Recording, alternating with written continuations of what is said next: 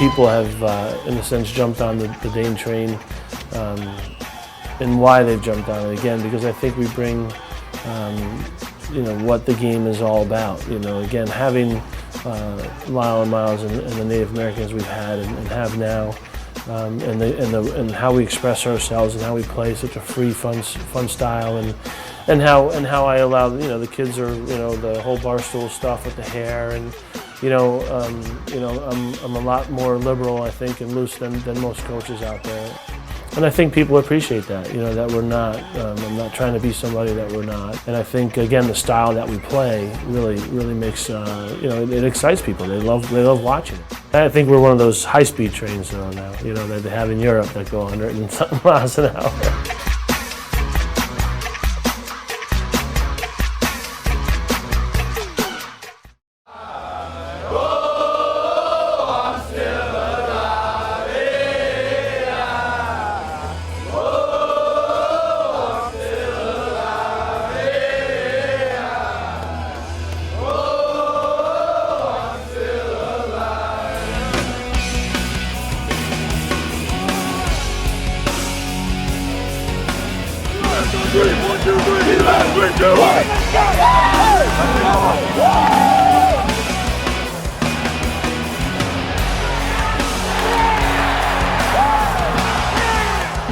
I think everybody wants their destination to be a national champion, and that's your goal, but how you go about it, what's the character of your team, how do you handle ups and downs throughout the season, how do you deal with each other, what's your work ethic like? There's so many lessons that are learned for life in the course of a season. I think when you talk about the journey, I think you go back to Tippecanoe, where we just had a chance to be a team together and nobody around. And that moment you saw at Tippecanoe, our seniors took over.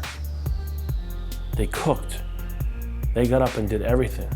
They assigned jobs for guys cutting wood. It was like they took control of their team. And that's what you want to see. That's growth. That's Connor and Troy and Justin and Kyle McClancy and Justin Zellin and AJ Cluck and JD, and that's those guys going from freshman year to senior year and taking what they've learned along the way and now passing that down to our freshmen. And I think that's what's going to last, and that's why we've been successful, I think, because our leadership and our culture, again, has been passed on each year.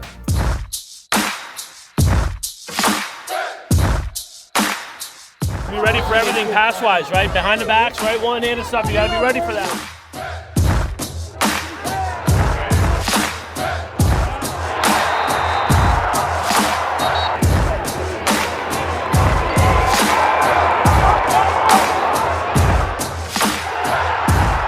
The trip to the Dome was kind of, if you go back a couple of games that we've played the last couple of years against them, we've gotten off to really good starts and then stalled at halftime and come out in the third quarter and not been able to score. So we kind of felt like, again, we had the ability to do what we did, but we just had to come out in that third quarter and play well. And the fact that we scored right away, we scored our first possession in that third quarter. That was it. As soon as that goal went in that third quarter, it was like, we knew that we could play the rest of the game the way we had, the previous, 31 or 32 minutes. I don't think you ever go into a game like that thinking you're going to win by 12 goals. But in the locker room this time, it just felt a little bit different. Win every battle. The ball's going on the ground. We're coming up with it.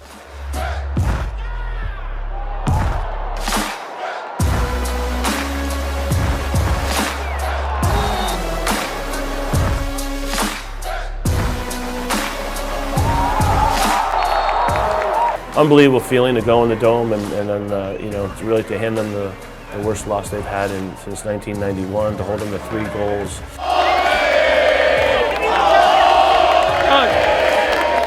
It really set the tone, honestly, for us for the whole season. Syracuse is Syracuse, and they've won 11 national championships, and they have tremendous athletes, and it's a very proud program.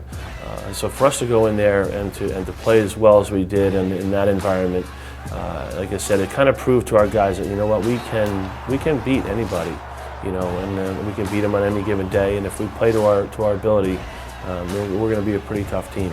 DeHoga's freshman year, I mean, as good as anybody we've ever had. I mean, 5 goals in his first game against Syracuse. As a freshman, that's a dream for any kid, you know.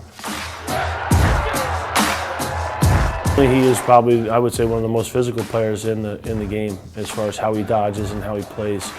He's a physical specimen. He's 6'1", 235 pounds.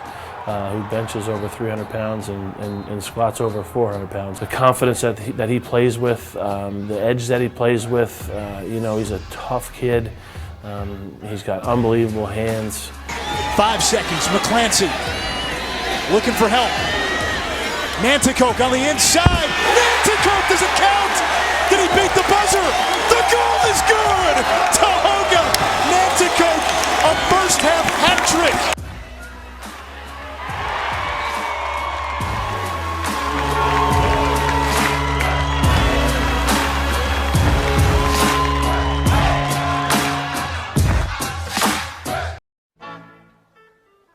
Well, again, I think when you're coming off that win and that high from that Syracuse game, you know, the tendency would be to not play well, you know, the next week. And you know, we came in and Drexel came here, and you know, we got right back on the horse and picked up where we left off.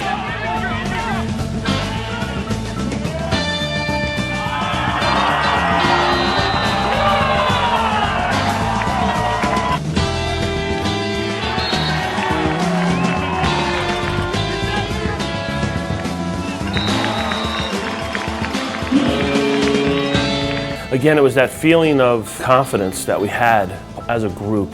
You could feel that there was something here that we might be able to take this next step. When people talked about us as being a complete team from face-offs to goalie, for defense, all the way up to the offense with our midfielders, you know, everybody felt that energy. So again, like coming off of a win like that at Cuse, it just propelled us to those next couple of games. And you know, we go Drexel, and then Cornell comes in, and we're behind Cornell at the end of the game, and we score 4 goals in the last like 2 minutes.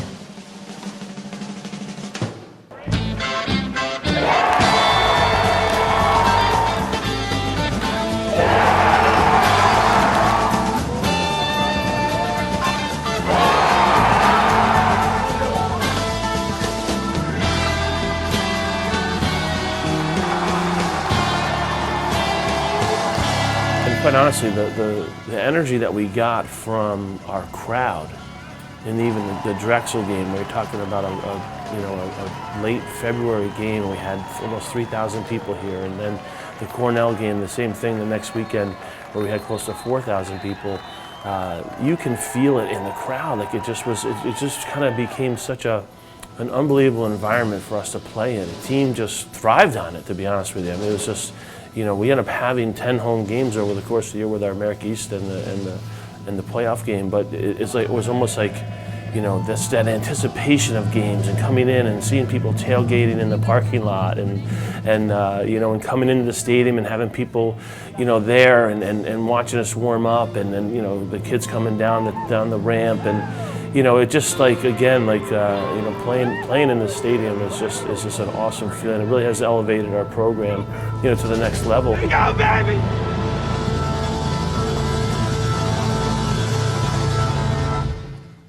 How much character we got in this room right now? It's going to be revealed here. One possession at a time.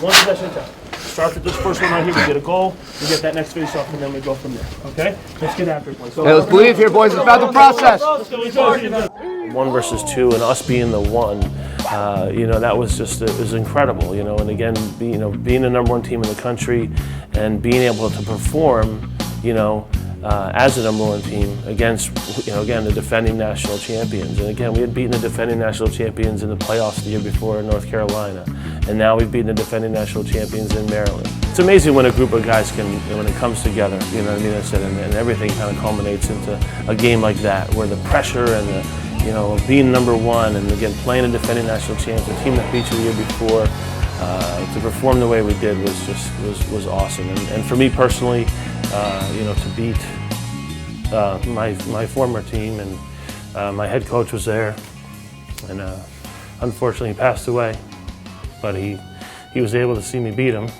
which was awesome. to be number one was just an unbelievable accomplishment. To be in the category of the Syracuse, the Hopkins, the Marylands, the North Carolinas, and the like. You hand it to everybody involved. What we've done here at Albany, and how we've just gradually gotten better in every aspect of our athletic department. From Mark Benson on down. 5-0 fourth quarter. Okay, against defending national champions, right? Why? Because you believed in each other. It felt really good. It really did. But at the same time, we had to keep moving forward. Our ultimate prize was still to get to the Final Four and compete for national championship.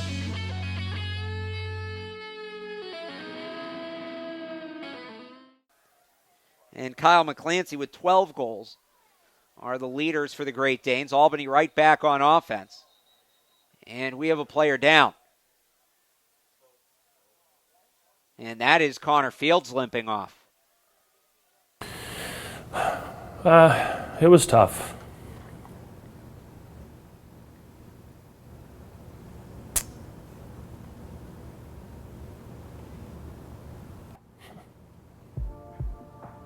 It changed. It changed the course of the season, and the course for him too, for history. So many things. Unfortunately, so many things took a hit when he got hurt. The chemistry of our team, we had to find a different way to play offense, which it wasn't unbelievably difficult. Merrick did an unbelievable job of coaching our offense after Connor got hurt, and but to see a kid who was as a senior, as our leader, a tremendous kid, what he does for the kids in the area and the community and stuff like that, how gracious he is to young kids. But it was tough to see him go down, and because you never see anybody get hurt. But certainly the impact that he has on our team, is huge. I thought Merrick did a great job of putting Jacob down on the attack, and then again really becoming a little bit more of a team offense. Not that we weren't team offense before, but Connor, like Lyle, really controlled the ball and controlled a lot of things that we did. So we made some adjustments. We played, and then trying to get Connor back into the lineup too. Fields goes down. It just seemed like every time we tried to get him back in, he'd tweak it again, and then so it kind of gave us a little bit of inconsistency on offense, just because we're practicing without him, and then he would practice one day a week, and then he would come back in, and then he would play for a little bit, and then he got hurt again, and it felt so bad for him because he worked so hard to get back in the lineup, and he wanted this for his teammates. He wanted to win. He wanted to be in a national championship game. And then on top of that, here's a kid who's chasing one of the greatest scorer of all time in Lyle Thompson, and he's on track to maybe break that record too.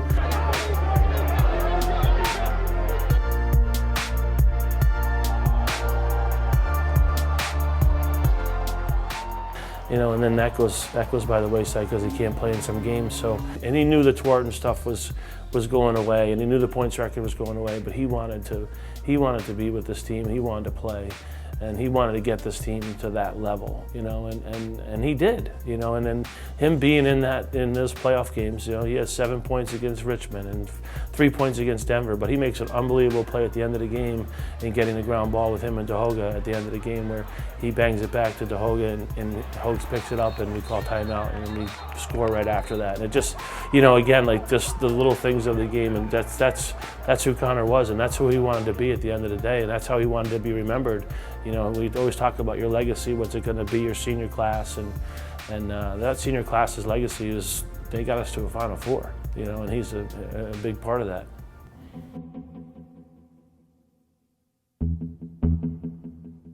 Michael Zacchelli towards the goal and into the back of the net. It beats Colarusso high and over the goalkeeper's right shoulder, and UMBC has drawn first blood here at UMBC Stadium. Sun rapidly going down here in Baltimore. Andrews scores! Jack Andrews with the left. Nolan scores! Billy Nolan, the hat trick. It's a 5-point night for the Crofton native. The UMBC Retrievers have knocked off the #1 team in the country. It was just one of those nights. We didn't play well. It wasn't there. The chemistry wasn't there. I don't think we needed to lose in order to get to to the next level. I don't think it had anything to do with that. I just think it was a game where UMBC played really, really well, and we didn't play as well as we were capable of playing. He's a true warrior. You know, TD gave everything he had, every practice, every lift. But when he got in that face-off X, he was as determined a kid as I've ever coached.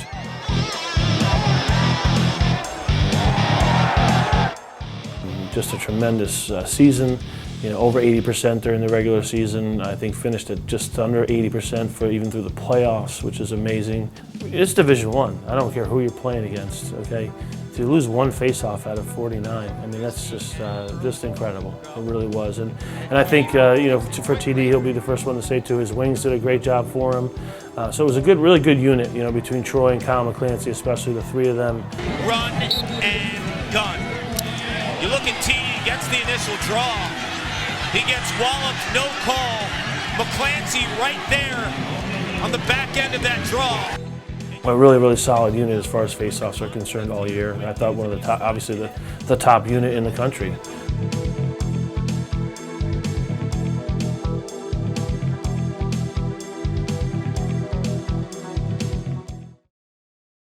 Open shot opportunity. That one goes to the back of the cage. Patterson with the hat trick, and Albany is just simply on a different level. You know, the ability at the beginning of the year that we know that if we win our conference regular season that we're going to host, at least one more game, hopefully two, and be in the finals. It's a really great motivator.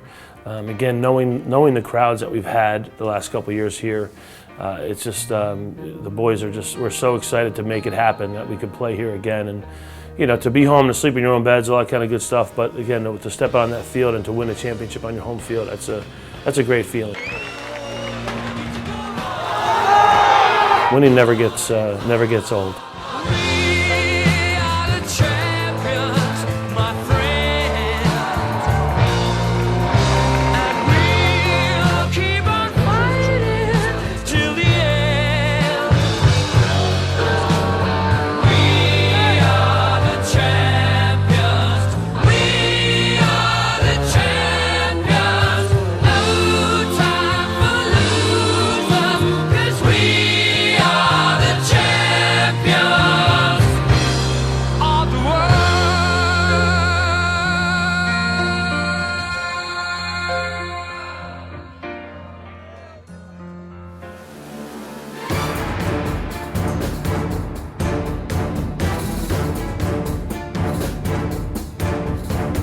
Help the guy next to you today, baby. Help the guy next to you today. They have no idea. They have no idea. Together, one unit after a bench. By hosting two in a row, by being on the bubble for hosting the 2 years before, again, I think it shows that we've been really consistent in winning and consistent in how we've gone about our schedule and who we play on our schedule and who we compete against to get a higher RPI. We don't shy away from playing anybody. I'll play anybody, anywhere, anytime. We've played Syracuse 15 years in a row on the road. We used to play Hopkins on the road. I think it shows the consistency of our program, but also the respect that we're getting from other teams around the country and from the committees to have us host a game. Obviously setting a record here for the first round against North Carolina, and then last year having more people at our game than the other 3 first-round games combined. So I think the NCAA now is looking at us and says, boy, I hope they're in the mix for a home game just for attendance purposes. With Nanacoke on the short stick. Here's Fields, makes a move and scores. Albany looked to set up with early offense, scores. Alex Bergmaster this time finds the back of the net. Short stick on Fields. Over his head, now finds Nanacoke. Makes about 5 moves and buries it.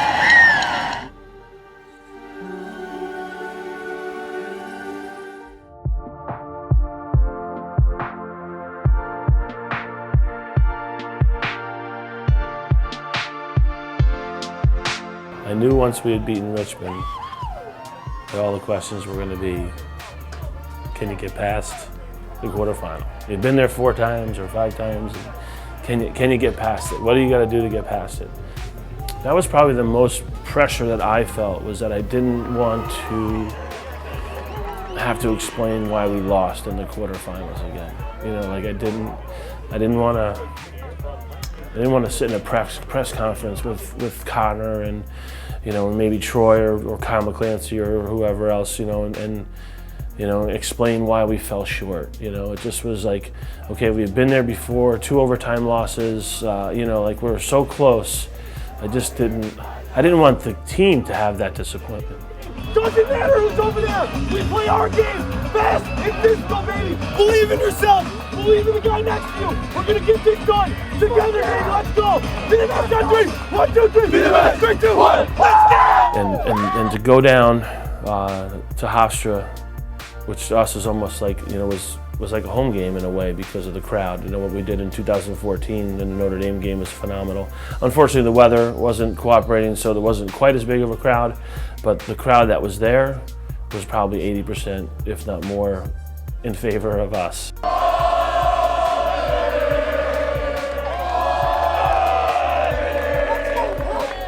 We had to play almost a perfect game, and we did. We only turned the ball over 5 times. You know, we got off to a great start with 3 quick goals. Eccles, the lefty laser, and Albany strikes first. Here's Kyle McClancy, over to Ray, to Hogan, Nanticoke, the #1 freshman coming out of high school, and Albany with an early blitz in the first 90 seconds. Shot in the goal, and there's Troy Ray, brother to brother. The Dane train rolling from the get-go. So we got the game to where we wanted the game to be. They couldn't score first and kind of hold on to the ball or slow it down, and so they kind of had to play our style a little bit more. I think they went ahead one time, at 5-4, and then we went ahead quickly right after that, and then never relinquished the lead. They're gonna bang. Tahoga. You can tell Fields has lost his step with his quickness, but he finds Eccles, and the anticipation and the vision has not left him. We go up by 4 at the end of the game, and you know, like I said, we have a huge play at the end of the game where Connor, a ground ball loose on the end line, he saves it from going out of bounds, hits it back to Tahoga. Kyle, you're starting with the ball. J-Ray. We call a timeout, we come out, Kyle McClancy scores a goal, and again it puts us up by 2 or 3 at that time. You know, and then they score a couple quick goals there too with Trevor, and all of a sudden now it's 13-11 or whatever the score ended up being, 15-13. But TD wins that last face-off and runs in front of our bench. It was like, here we go, we made it. It was awesome. It was an awesome feeling. I mean, just for everybody. Let's go. Let's go. Over there. Oh my God. All the alums, we had guys jumping over the stands and coming on our sideline. It was such an incredible feeling to accomplish that. You know, for our university, for our team, for all the alums that put in the hard work, for all the guys who lost in that spot. It really was. It was. I mean, the greatest accomplishment for me, you know, and our team here. You know, obviously we've made, but just to take a program from D3 to a Final Four. It took us 5 tries, but we got past the quarterfinals. Well, now, you know, hopefully it doesn't take us 5 tries to win a national championship, but hopefully we can even get back to that semifinal and have another chance. But now we're talking about getting over a semifinal hump as opposed to a quarterfinal hump, and I hope it happens. I'll be honest with you, it's really difficult to get to that level each year. So hopefully we can continue to play well and have that opportunity again.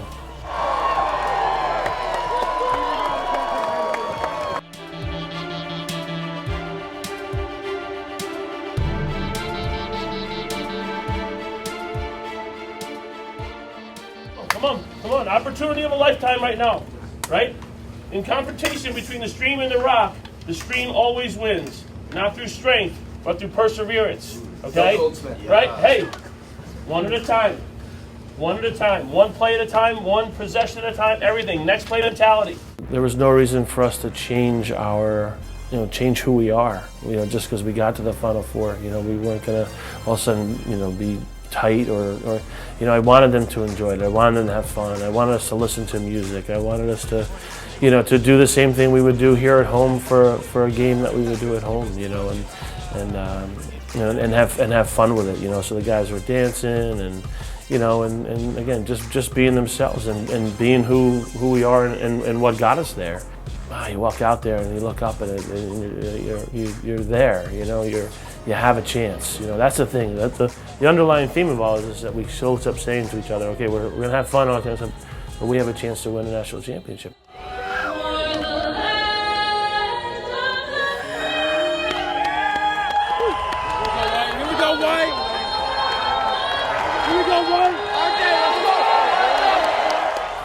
Unfortunately,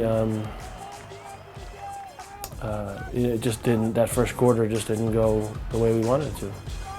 And again, you have to give credit to Yale. They were obviously a very good team. They physically played stronger than we did. And we crawled back into it a little bit. We got it to 9-5, I think, at one point, and then we came out in the third quarter and made it 12-7. And we started to. We had some things, but it was really tough to build momentum. It was really tough to build momentum, and we just weren't getting the quality looks that we thought we'd get. Give it our all for our seniors right here. But you young guys, we're learning from this. We're still playing hard. Right? Let's go here. Still your guy all the way to the last whistle. It just again was one of those days that, unfortunately we've lost. In the last two seasons we're 32-6, and 4 of our losses are to Maryland in the year they won the national championship, and 2 to Yale in the year they won the national championship. The fact that we were able to put together a season that gave us an opportunity to actually reach our destiny or our destination, that's the gratifying thing. When you look back on it, again, it's tough to lose that Yale game, but if we're not there, we don't lose. But the fact that what we did throughout the course of the season in beating the teams that we did, and again, coming together in certain games, and coming from behind against Cornell, and coming from behind against Maryland, those are character things. Those are things where kids at points in a game can either move forward or they can stop playing and quit, in a sense, for lack of a better word. Will you guys leave today with any regrets? Is there any? No, definitely not. I told him after the game, the result isn't why you do it, why you coach. You coach for the little things during the week. You coach for the times that you have them in the office, or you have we went to Dippy Kill before and did a retreat for 3 days, and you had a chance to hang out together and with no phones and just talking to them. And it's just, the result is the result. Okay, it's the effort that these guys put in and the attitude that they have towards every day and everyday life. And we're just trying to teach life lessons, and that's what this was today. It was a tough one, but, at the end of the day, it doesn't diminish how hard we worked, what kind of kids we have, the character that we have. We just, just like I said, just didn't play well, but that's not the end of the world, It's just a game, and we'll move on.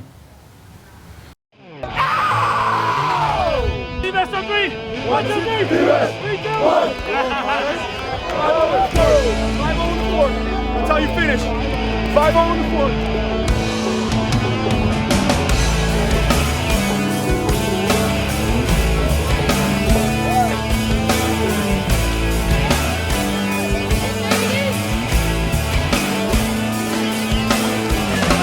Go Great Dane!